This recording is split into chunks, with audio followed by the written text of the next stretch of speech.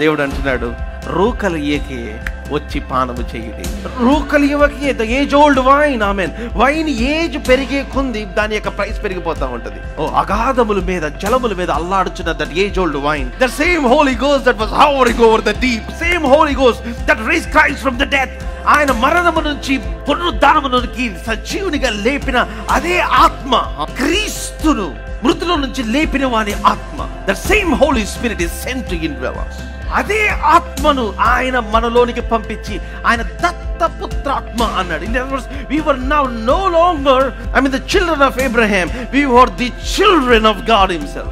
మీరు ఇప్పుడు చేపని గుడ్డుని and then రొట్టెని అడగటం మానేసి దేవా నన్ను ఆత్మ చేత నింపు తండ్రి అంటే దేవుడు మీకు చేపలు పెట్టుకునే కంపెనీని ఇస్తాడు.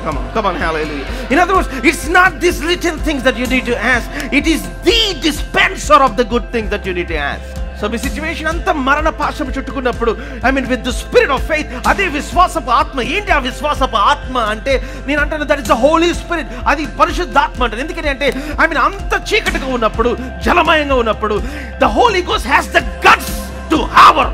పరిశుద్ధాత్మ దేవునికి ఆ చీకటి మీద అల్లాడటానికి, దాని మీద ఇట్లా వెళ్ళటానికి ఆయనకి గట్స్ ఉన్నాయి. He has faith.